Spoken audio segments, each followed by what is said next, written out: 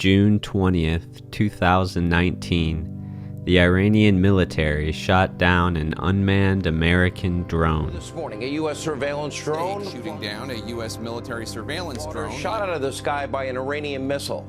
On July 3rd, 1988, the American military shot down an Iranian commercial airliner, killing all 290 civilian passengers, including 60 children. Oh, dead! Slow down. We had him, got it. That was a dead on. Keep the noise down. Back it up! America claims the recent attack on the American drone was unprovoked. The drone had apparently done nothing wrong, and yet a missile was sent to destroy the flying robot. The attack on Flight 655 was also unprovoked. The plane and its 290 passengers had done nothing wrong, and yet 2 missiles were sent to destroy it. In the case of the drone, America faulted Iran. This act of aggression, it's not going to stand. There's no question that Iran is the bad actor. They're the ones doing these things that are against international norms, violating international agreements. In the case of Flight 655, America blamed Iran. An examination of the events on 3 July leads quickly to the conclusion that Iran must share the responsibility for tragedy and the investigation so found.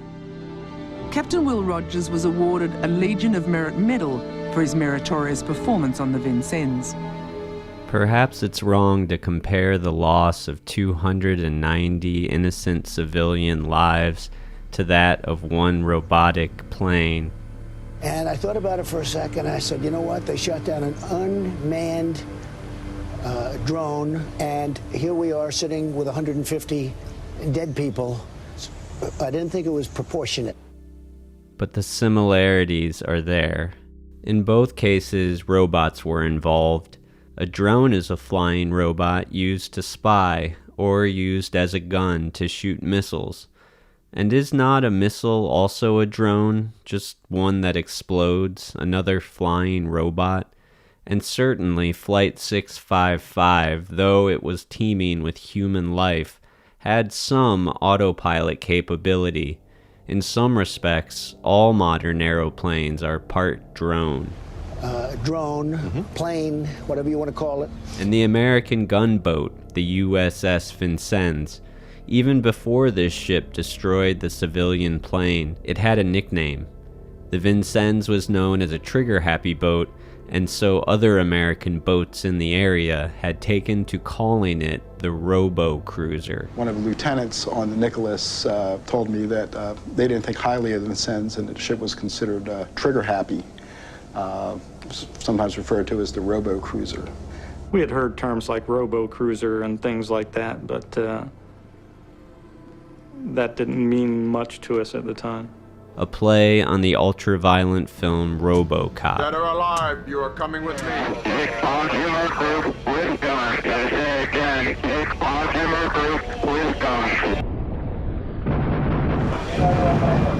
we got a confirmed kill on that one yet, sir? Well, it looks like it's us, and then the guy was there, and then he was gone. We gave that guy his wish. He went to see Allah. I didn't see a parachute in the plane either. In both cases, mistakes were made. I have a feeling that it was a mistake made by somebody that shouldn't have been doing what they did. It wasn't until sometime later that they described the wreckage in terms that led us to believe that it was not a military aircraft. Iran made a big mistake.